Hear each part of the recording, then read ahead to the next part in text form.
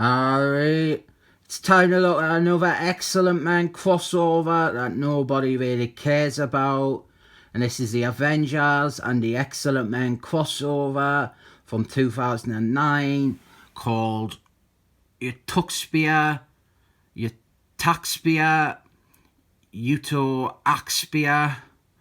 Avengers and Excellent Men crossovers, they are usually terrible. There's been maybe 1.5 good ones, but this one makes it a bit more interesting by not having it be the Avengers, and instead it is the Dark Avengers.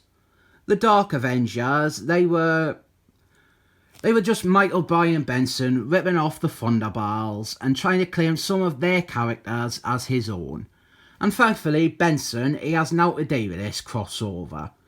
Even the issues of Dark Avengers, which was his book, the tie-in issues, they are not written by him.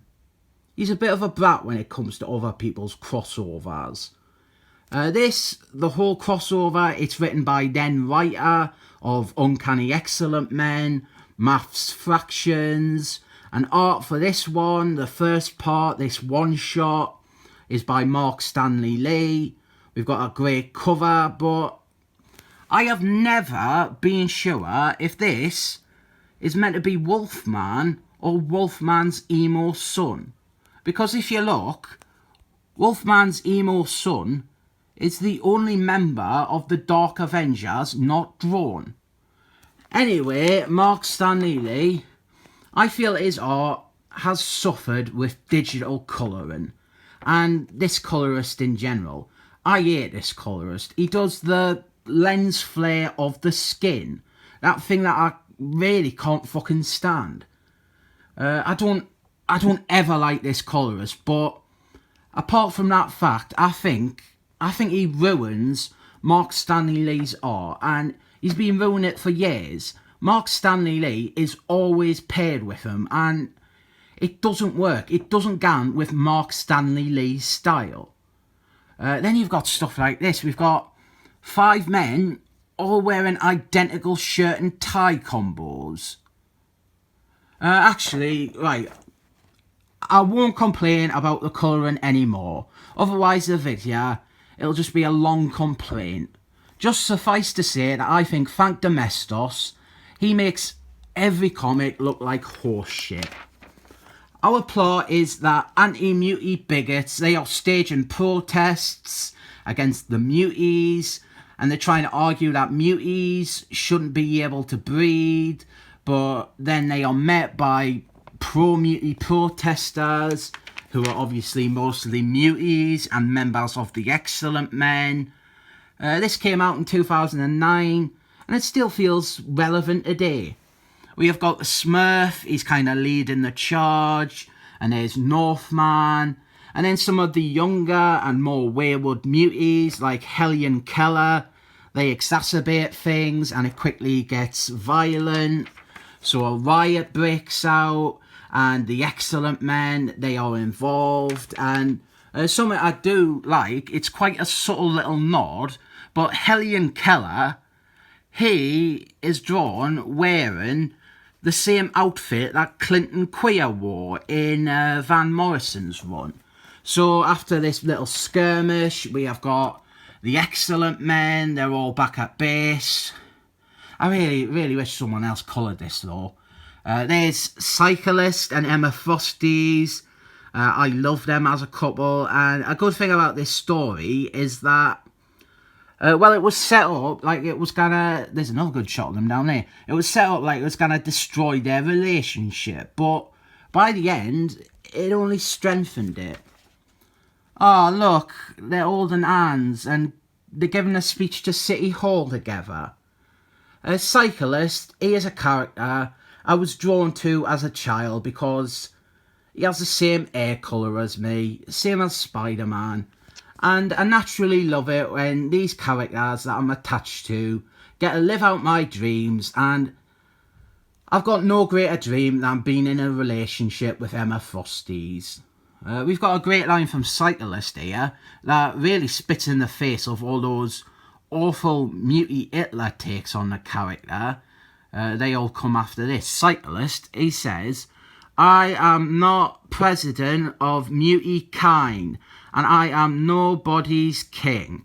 And just because I asked them to, not every mutie in the world will do what I say.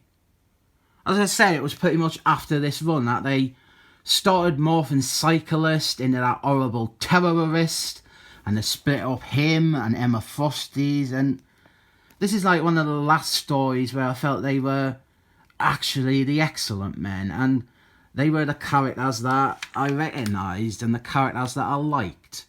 We got cutaways here, the sort that I love, where we see various characters reacting to what's happening, reacting to the riots. We got Black Panther and Storms. I don't think Storms is actually in this story other than this panel. Then we have got the Benson Avengers. We got the Fantastic Force. And finally, Mr. Doom, who is with Tom Hiddleston for some reason. And the riots, they get much worse and more violent. The good thing is, a lot of these muties we see, they are just pre-existing characters. Some of them, like, one-off characters. And it's nice to bring them back, even if it's just in the background. And this is kind of when the Excellent Men, they were like this huge team with loads of younger students and stuff. Here we've got the Excellent Men, they're trying to break up the riots and stop the attacks. We've got a great bit here with Cyclist and Toad Boy and the Steppenwolf sisters. And then Cyclist, he gets hit by a brick, and that is no fun. So Cyclist and the Excellent Men, they can't stop the other muties from rioting. So now the Avengers are going to be called in, or rather the Dark Avengers.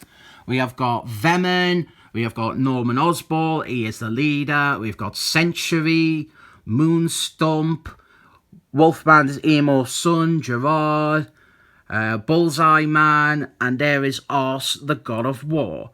And they're going to go into San Franciscoville to try and bring peace. But obviously, they are the Dark Avengers, so that's not going to happen. We got Sexy Moonstomp there by Marc Stanley Lee. And she just starts attacking any muties, regardless of whether or not they are breaking any laws. Meanwhile, we have got Steel Man, and he is attacked by Venom. This is teased as being like a big fight, like a big part of this story, but we didn't actually get to see any more of it in this story. Then we've got Bullseye Man, who is dressed as Hawkeye. That was the Dark Avengers shtick. They were dressing up as more popular characters. He scares off an angry crowd.